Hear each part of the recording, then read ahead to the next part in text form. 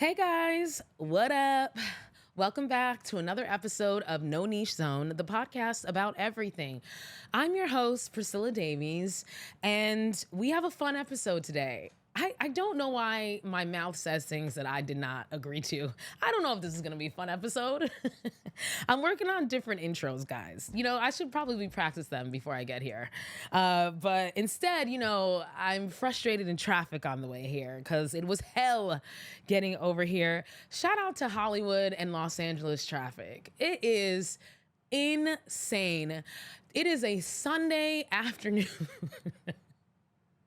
It is a Sunday afternoon and I was in wall-to-wall traffic getting over here. Literally had to be driving through the hills, winding, pulling out my map. I was a true explorer this morning, honestly. I saw parts of Hollywood I never even knew existed. Yeah, it's been an interesting morning. One thing about LA traffic that gets me is just how Angelenos just accept it. Like, I'm from New Jersey originally. If traffic was like this in New Jersey, the whole state would be on fire.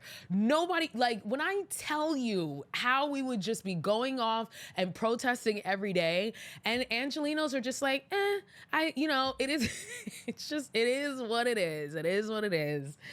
Maybe one day we'll get into the background, the very shady background of why Los Angeles has such poor public transportation. It's a story that, when you move to Los Angeles, they tell you as soon as you come in. So, and you have to proliferate that story so everybody knows. But maybe we'll get into that one day. Let's just say it involves corporate giants and greed. The same old, same old. All right, guys, let's get into the show, shall we? Guys, have you seen this? Travis Kelce had the internet talking this week when he said that he doesn't wash his feet. He came on the internet to tell the people that he does not wash his feet. And not only did he come on to tell people he didn't wash his feet, he said that people who wash their feet are the problem. Let me pull up these tweets so y'all could hear what happened. So Jason, did I say Travis? I meant Jason, my bad. Jason is the older brother. And by the way, for those who don't follow football, like me, which I don't, Jason Kelce is a football player. And so is his brother, Travis Kelce. Travis Kelce is the one that's dating, what's her name? Taylor Swift. He's a Swiftie. So Jason Kelce responded to a tweet from Big Soap, Wash Your Feet. That's the name of the account, okay? And this account wrote, Jason Kelce looks like he doesn't wash his legs or his feet. Now, of course, for those who haven't been abreast of the situation, for the last, I want to say 4 or 5 years, we've been having these continuous scandals of people coming on the internet to talk about how they don't be washing their legs and their feet, y'all. And so this is kind of a play off of this. So he says, they say Jason Kelce looks like he doesn't wash his legs or his feet. And so Jason Kelce came back and said, and I quote, "What kind of weirdo washes their feet?" He said, those of us washing our feet, we're the weirdos. He said, what type of weirdo washes their feet? Guys, that proceeded to ignite a firestorm. And we're going to go through some of these tweets because it's just like, what's going on? But white people, and I'm gonna touch your hand when I say this. White people, you need to wash your legs and your feet in the shower, okay? It's important. That's a part of your body. Why do y'all come on the internet to tell the world that you don't be taking showers and that you don't be washing your legs and your feet? Keep it to yourself. Come on.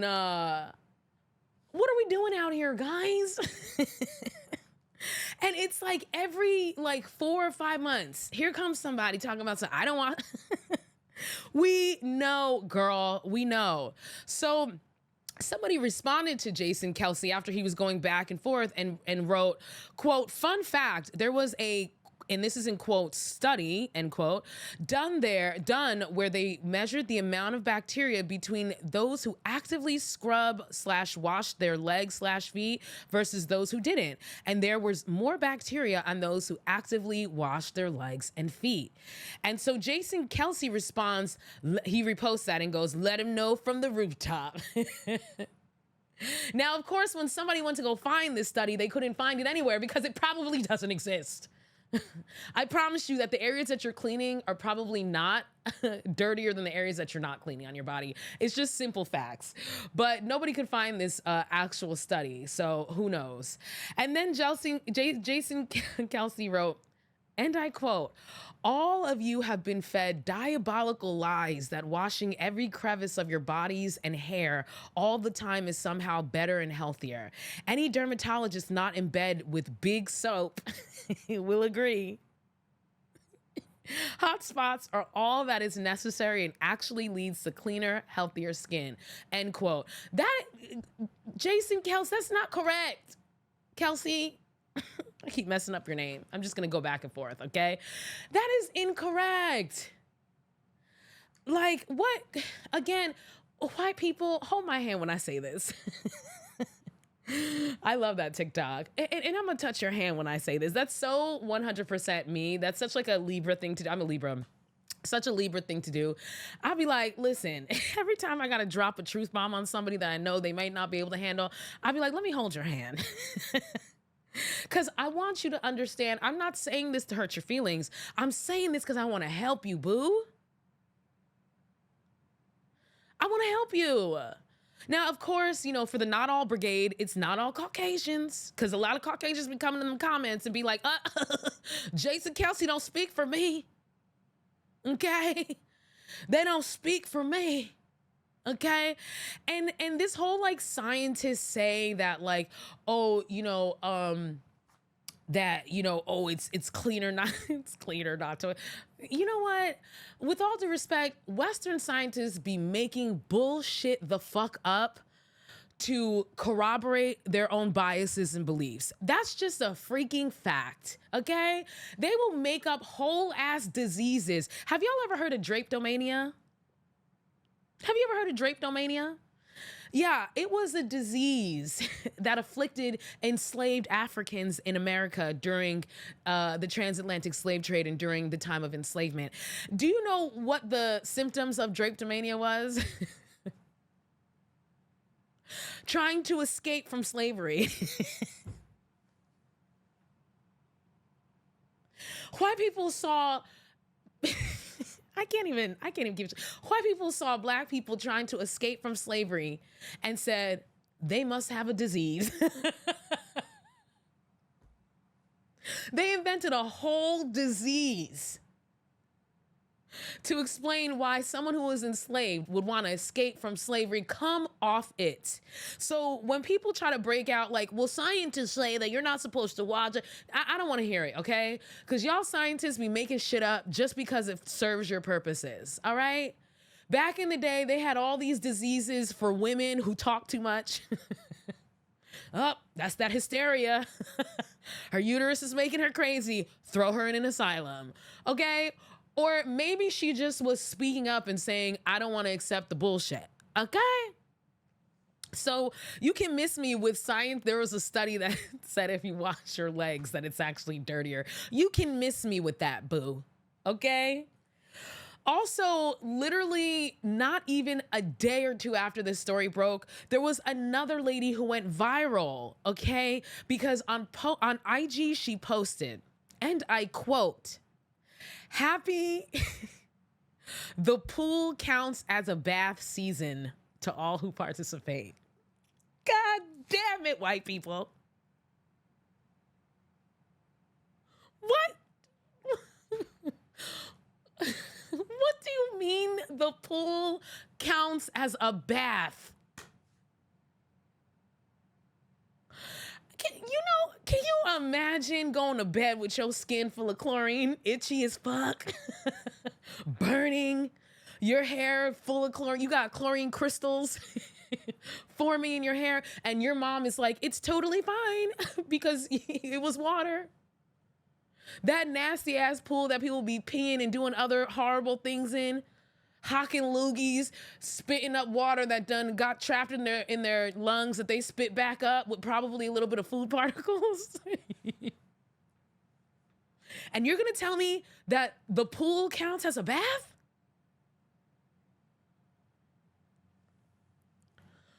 Y'all, hold on, let me hold your hand again. What? The pool does not count as a bath, y'all. Chlorine is a toxic chemical that really has deleterious effects on your skin. I remember being a little kid, like I'm a water baby. I love water. I can be in the pool all day, literally. You will see me. I used to literally spend the whole entire day, go there when the pool open and left when the pool closed. I would be there so much. I got cool with the lifeguards. They would let me come and hang out with them and sit on their little stands and test the pool water. Like that's how often I would be at the pool. And so I know what it feels like to come out of the pool and go home. You don't feel clean until you go into the shower and you wash that chlorine off. Same thing with going into the ocean. That salt water is, it's not a bath. Come on. And then, this is the thing.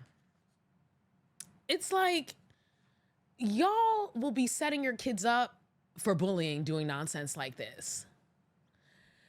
When you don't make sure that your children are clean, they go to school funky as hell and the kids destroy them. Okay?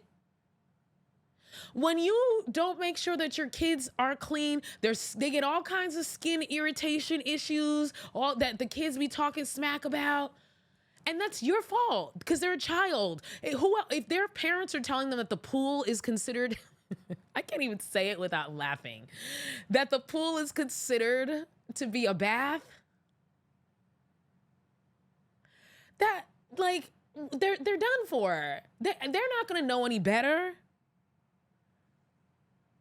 And it's so funny. I mean, the historical context behind this, because for those who don't have history degrees like I do, ka-ching, I'm just kidding. It's done absolutely nothing for me. But for those who don't have history degrees like I do, you may not have heard about one of my favorite anecdotes.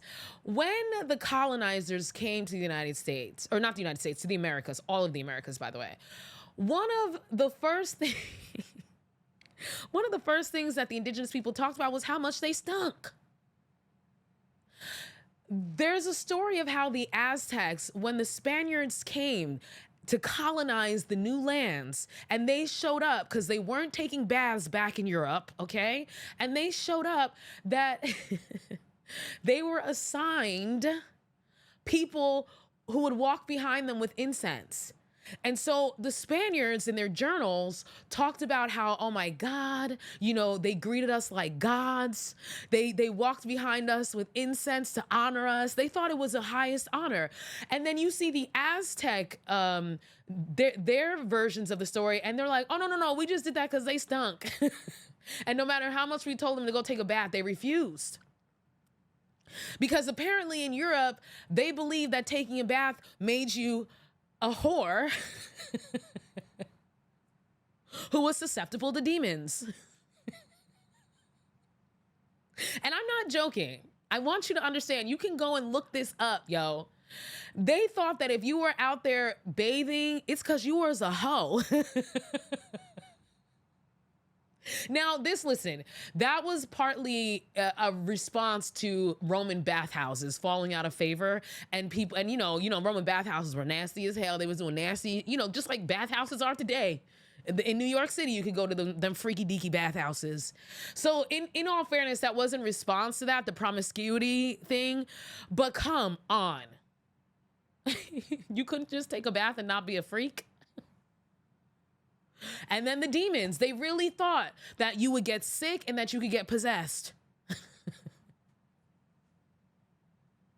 And then they came to Africa and the Americas and Australia and Asia. And then they looked at all of those black and brown people and said, they're the dirty ones. And said, they are the unclean savages. The irony of it. The irony of it. And if you go, indigenous cultures across the world all have these stories of when the Europeans first showed up, funky as hell. The Filipinos, there's a story about that. Look it up. There's a story about them too. They're like, damn, what the hell is that? What's that smell?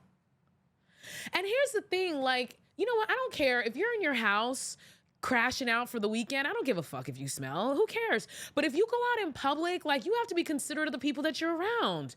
I remember this one time I took a studio tour with my mom, you know, like the Hollywood studios, they have tours you can go on if you want to. And this one particular studio tour, we were in a tram, right? Like a long golf cart kind of thing with like a bunch of seats. And we would get driven around and, you know, and the dude who was sitting in front of me, my God, the funk that came off of that man. Imagine being on an open golf cart where this man's funk just keeps blowing in your face. And it wasn't just like, okay, he's a little funky. He probably was, he's a little ripe. This was like, you haven't showered and you're wearing dirty clothes. Like, it was disgusting. And I had to sit behind that man for a whole, I think it was a 2-hour tour. That's not fair. That's not fair to the people that you share space with.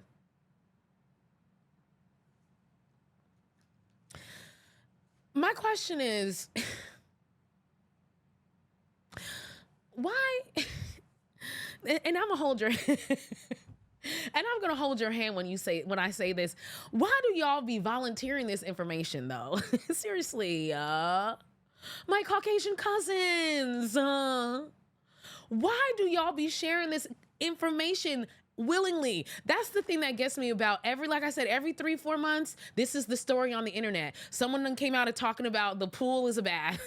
Someone came out talking about, only weirdos wash their feet. Someone came out talking about, I don't wash my feet and legs. I just let the water run down it. I only wash the hot spots. Or the people who straight up tell you, like, I only take a shower every 4 to 5 days. What? Look, what you do in your house is your business, but why are you sitting here sharing this to the world unsolicited? It's gotta stop. We didn't ask for this. Jason Kelsey, I didn't want to know that you don't wash your feet. I didn't want to know that. Especially since you're a football player wearing them sweaty hot ass cleats. And by the way, your feet are a hot zone, okay? It is a hot zone. Your feet be stinking. You have sweat glands down there. That's how you get athletes' feet. Guys, you don't have to tell the world this. I don't know. I think you guys, I know you love it. I know you love it because, like, you guys get on the internet, you say it with this, like, cheeky smile. You love it. You love the drama. And I love the drama too. I'm not even gonna lie. But it's like, just keep this to yourself. Listen, my people, we've been trying to get y'all to take a bath since 1492. Probably since before that, because my people are African. And, you know, we've been having connections with Europe for centuries and centuries and centuries. But come on, folks. Your legs and your feet are a part of your body. Also, you need to use a washcloth or a loofah, a net, something, a little brushy brush. Because you got to exfoliate your skin as well as cleaning it, okay? If you're looking in the mirror wondering why is my skin so dull? Maybe it's because you're not exfoliating it. Get a washcloth. I promise you it'll do you good. It'll do you good. Get you a loofah.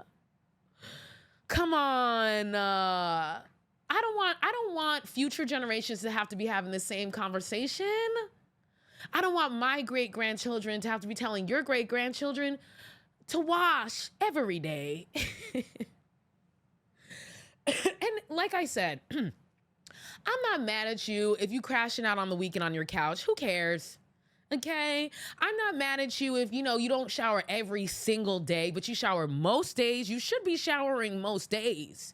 And on the days that you're not showering, you should be, in my culture in Haiti, we call it fin toilette. You got to go to that bathroom and wash that coochie. Wash that booty. Wash them pits. Your hands and your face and your feet. You gotta do it. Okay? But like I said, I get it. You're depressed. You don't want to get fined. But if you're not depressed, you have no excuse to not be taking a shower most days of the week. I'm not even being one of them sticklers who's like, I'm giving y'all grace most days. Come on, give us most days, please. Please. And you know what? On the flip side of that, let me say this much, because I know you cleanliness Olympic people are going to come out, okay? I know y'all, Olympics, of the cleanest people are going to come out. The people who, I take 97 showers a day. Yeah. I use 15 washcloths in a shower. I have one washcloth for every body part. One for my knees, one for my elbows, one for my head, one for my nose. Okay. All right. Y'all motherfuckers who got to take 75 baths a day and then judge other people who just take one shower a day, y'all need to sit down too. Okay?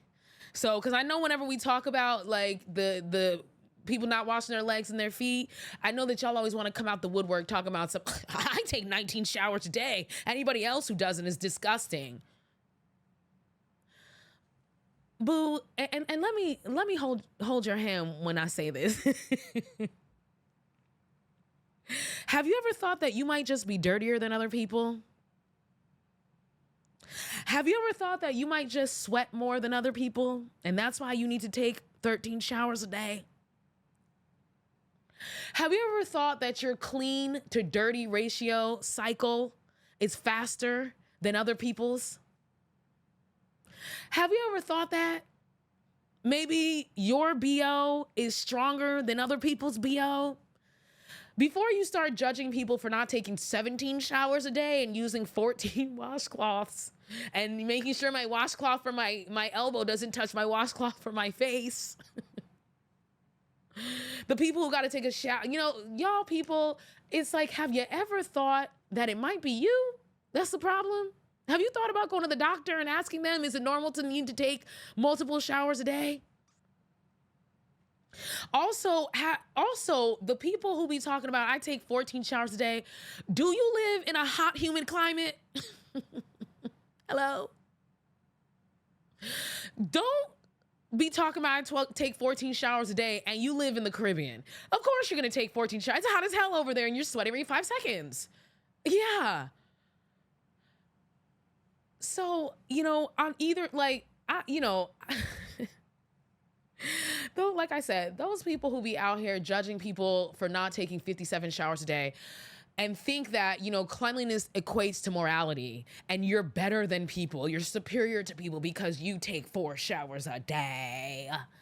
Like, okay, we get it. This is your only claim to fame. You have nothing else special to talk about. So you're going to browbeat everybody who only takes 1 shower a day and dare I say, only uses 1 washcloth for their body? Oh my God. And doesn't change their washcloth out after every freaking shower. Those are the other people. I change my washcloth out every shower. Let me see what your laundry bill looks like. Please. So yeah, y'all overly clean, excessively clean people, you can take a seat as well. Okay. But yeah, everybody else, Jason Kelsey. And you know what? Maybe Travis too, since y'all are brothers.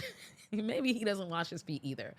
Jason Kelsey, just give it a shot. See how it feels. See how it feels. And for the people who say, washing your body all the time dries out your skin, that's what we have lotion for, boo.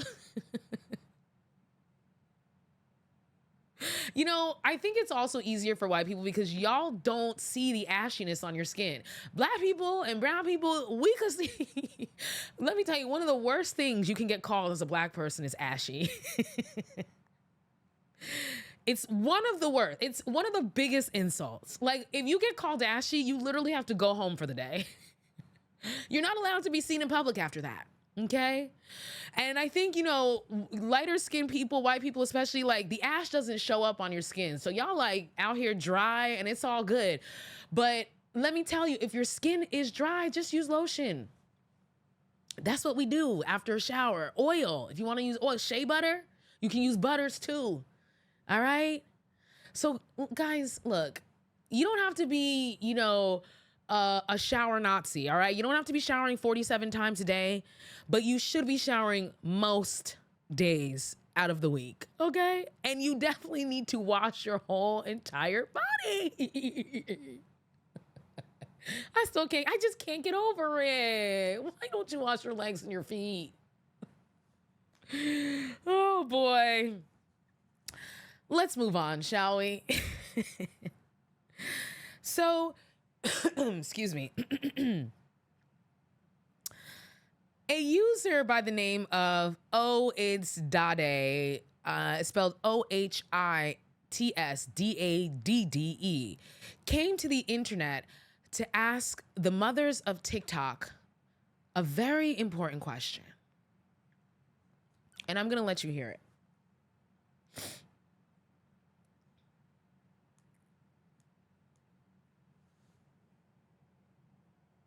All right, moms at TikTok, I need your help. So is it my job as the dad of my children to make sure that it is food in their mother's refrigerator? Is that my obligation? We are not together. We co-parent. She works, I work, we both have households. Is it my job as the child's father to fill her fridge up? And then if I do not fill her fridge up, am I a piece of shit? Please, I need y'all to answer this. I mean, you already said it. Am I a piece of shit? You already knew. Am I a piece of shit? Imagine going onto the internet and asking the internet if you should be keeping your baby's mama's fridge full. Because y'all are not together. If it's your job, and if you don't, if you're an asshole. And let's be clear, by baby's mama, I'm assuming this is the woman who has your child probably most of the time.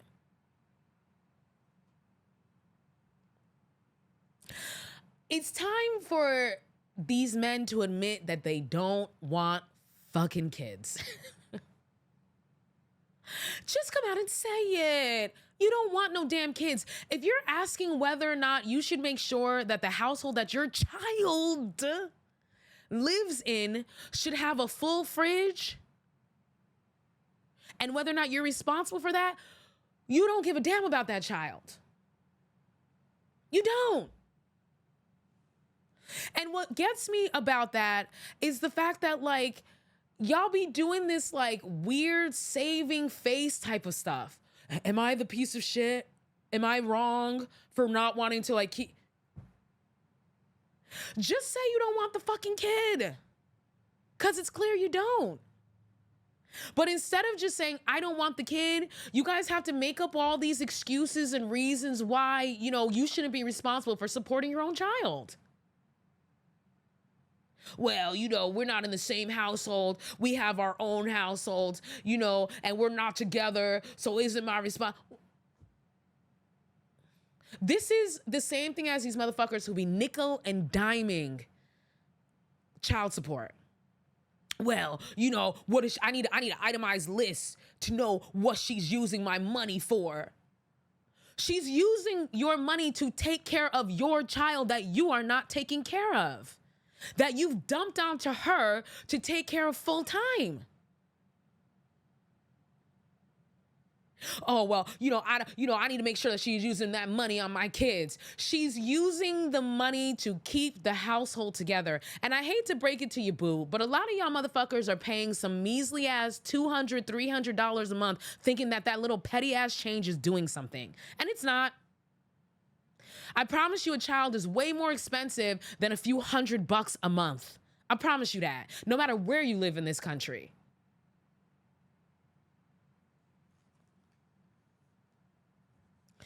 The issue here is not, should I be filling up my baby mama's fridge?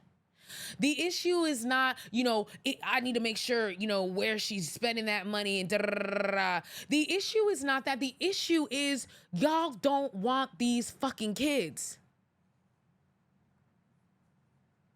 You don't care about them. Because if you actually cared about this kid, you wouldn't even be asking this question. How can you go to sleep at night knowing that your child is in somebody else's house with no food? And you have the ability to fix that, and you choose not to because of a principle?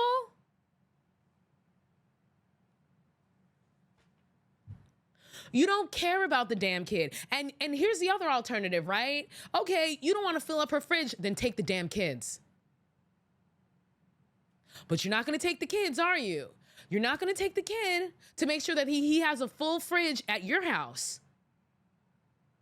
But you're going to make sure that he has an empty fridge at his mama house and complain about having to put shit in that fridge.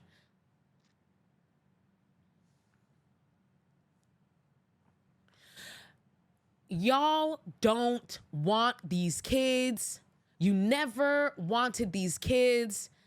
And it shows, especially when you break up with these women, it shows in how you treat those kids after you break up with them.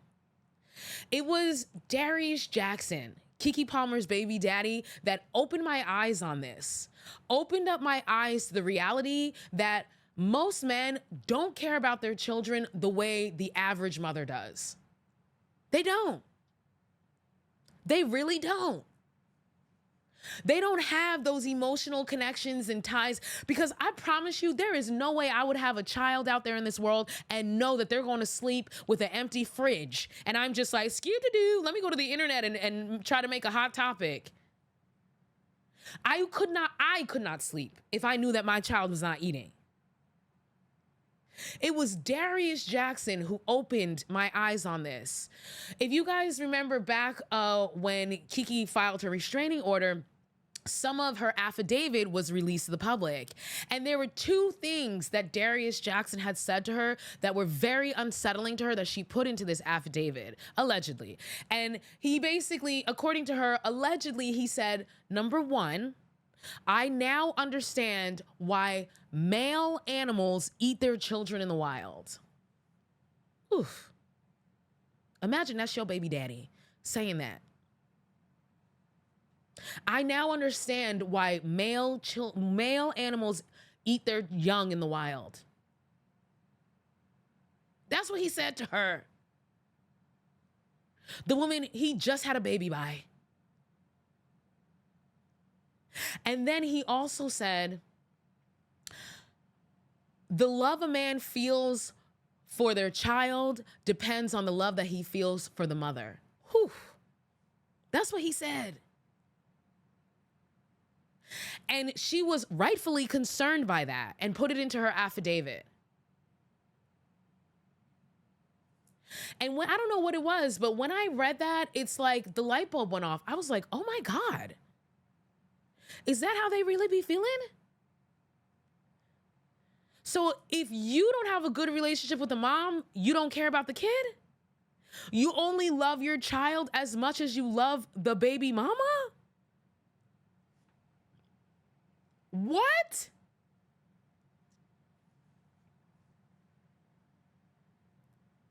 And when you listen to things like that and you accept it as truth, you're not like, no, that's not, no, well, I know this guy, he did that, and then when you actually take it in and accept it as truth, suddenly all the puzzle pieces come together. Of course, this man is asking whether or not he's responsible for keeping the fridge full for his baby at his baby's mama's house because he broke up with the baby mama. So he don't give a damn about her anymore. So now he don't give a damn about them kids because he never gave a damn about them kids.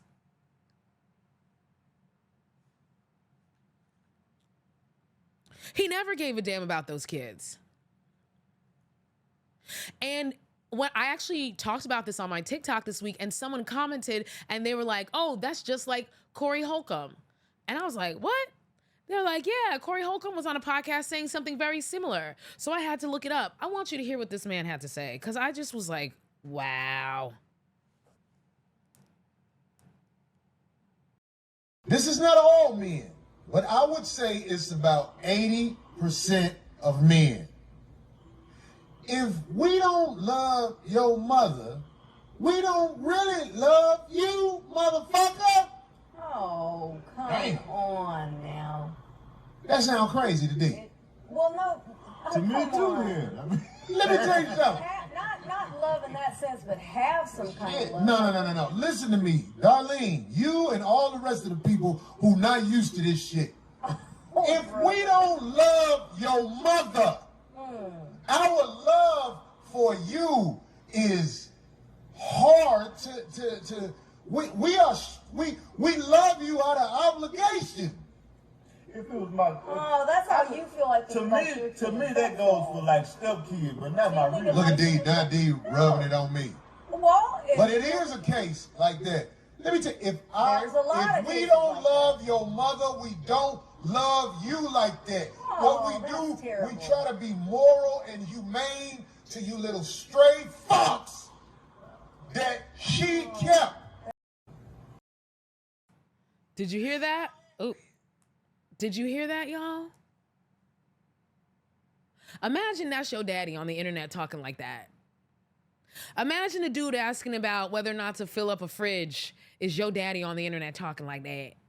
Imagine that Keke Palmer's baby, 15 years from now, seeing these quotes about how his own daddy understands why male animals eat their children and the young in the wild.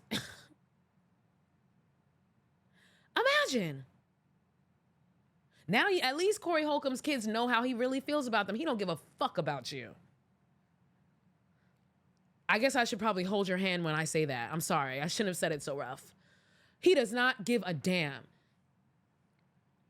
that she chose to keep. They said the quiet part out loud. They said the quiet part out loud, y'all. If we don't love your mother, we don't love you. We only try to stick around because we're trying to be moral and trying to, do the right thing and have a little bit of humanity. But we actually don't give a damn. And that is the crux of this whole entire argument. Asking about whether or not you should fill up a fridge for your baby mama. It's not about the fridge. It's about the fact that you don't give a damn about those children. And Corey said 80%. 80%.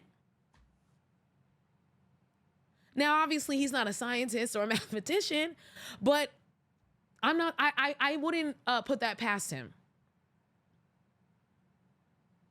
The truth is, most men have children to control the woman that they're with.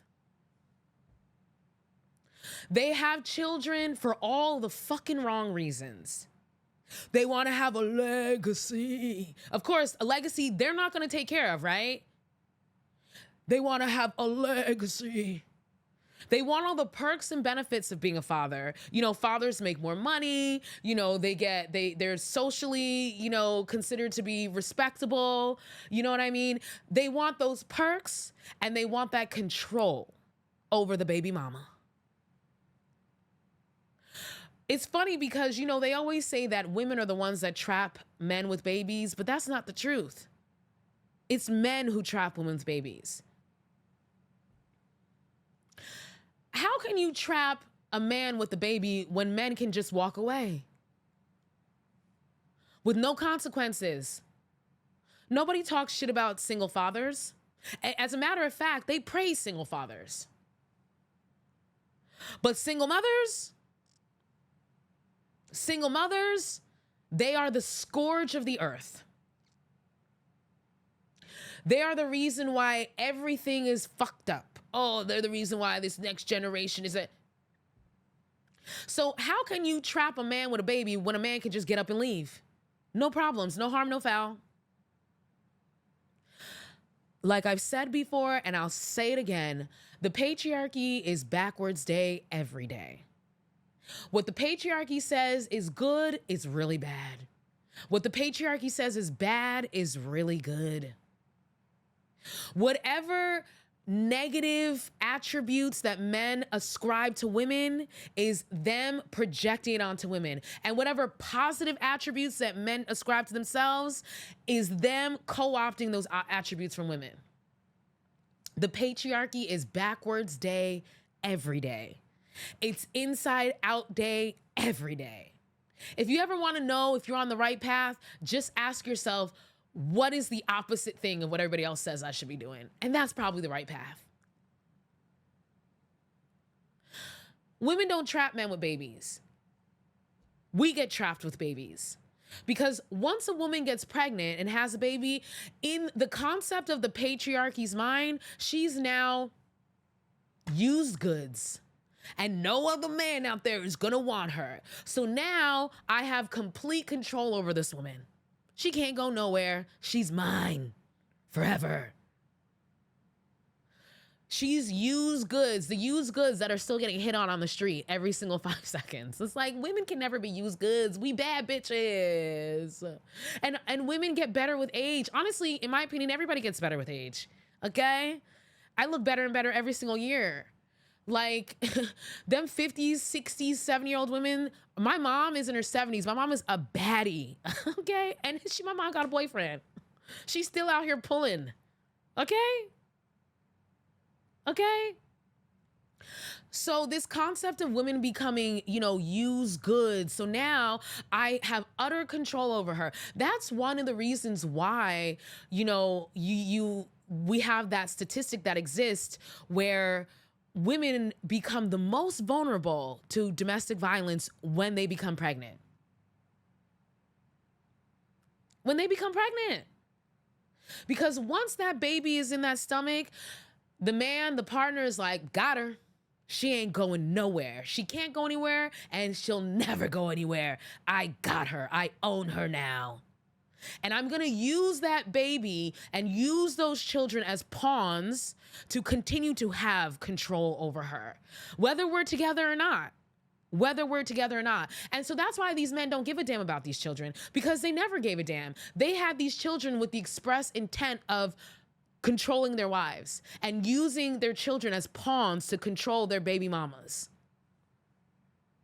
And that's why once the control is broken and the woman finally says, you know what, I'm really freaking done.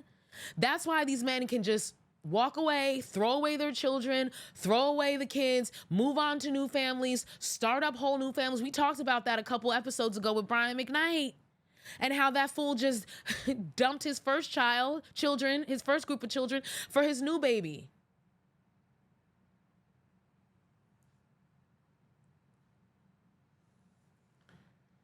That's really what the crux of this whole situation is. Y'all motherfuckers don't want these kids. You only want them for as much as they can do for you. Can they keep your woman in line? Yeah, you want that kid. Are you in a good relationship with your woman and you love the woman? Yeah, now you love the kid. Can you, harass your baby mama after breaking up with her over the children and drive her nuts? If not, you don't give a damn about those kids. And that's why you're on the internet, sir, asking about whether or not you should make sure your children's refrigerator is full at their baby mama's house. Whether that's your responsibility or not. Because you don't care. You don't care if they go hungry. You don't care. Because you can no longer use them to drive your baby mama crazy. Although I'm sure you probably are. So to answer your question on whether or not you're a piece of shit for not making sure that your baby's mama's fridge is full? The answer is yes, ho. Yes, you're a piece of shit. You're a selfish piece of shit. And you're a bad father.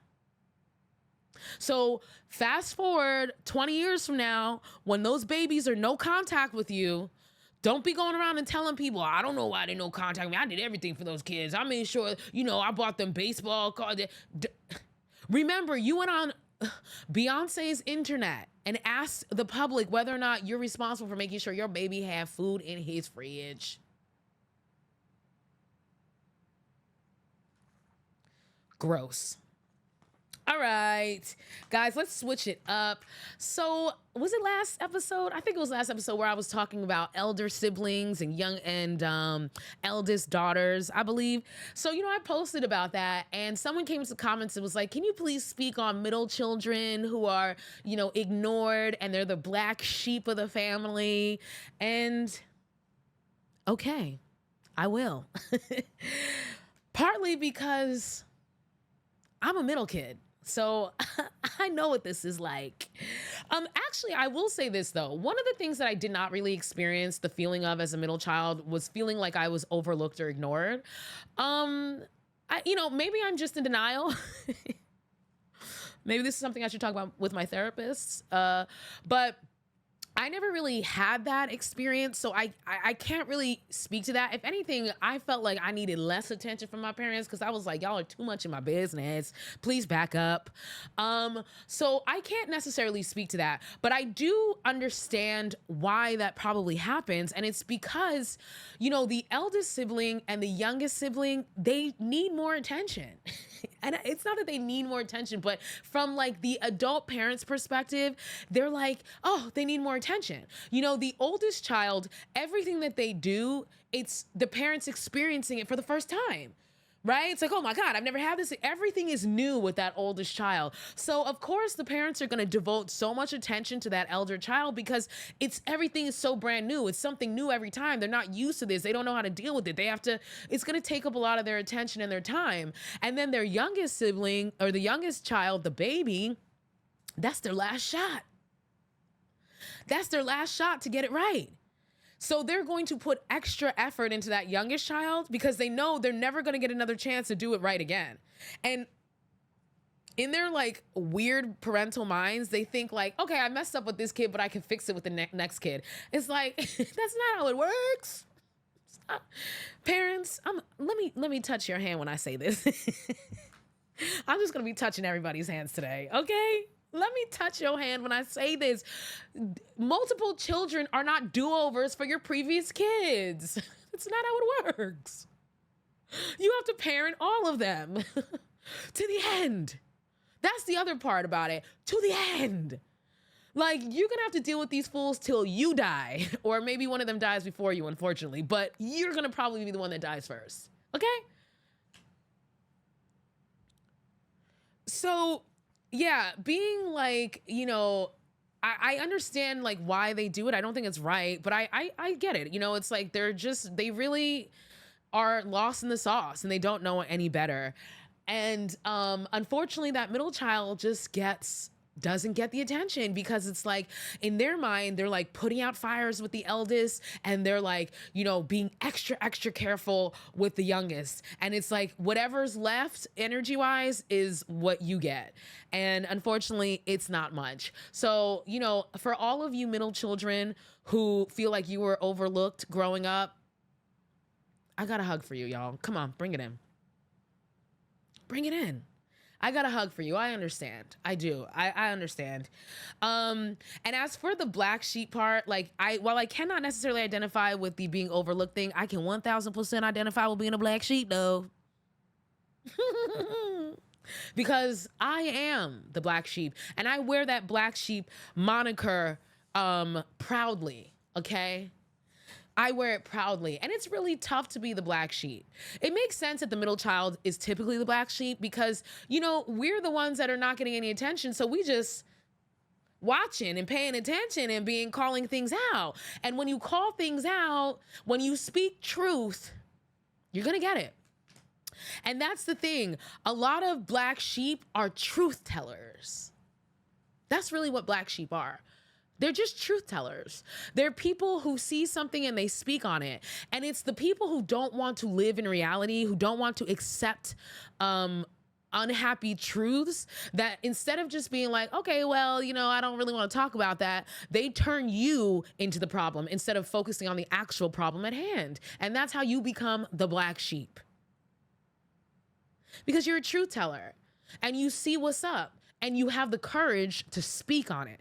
And a lot of people don't have the courage to speak on the truth. So many of us will hold our tongues, the big ass pink elephant in the middle of the room, and we'll just be like, everything's normal, everything's regular. There was this TikToker who called this phenomenon of, what did she call it? Dishonest. Oh man, I can't remember. It was dishonest harmony.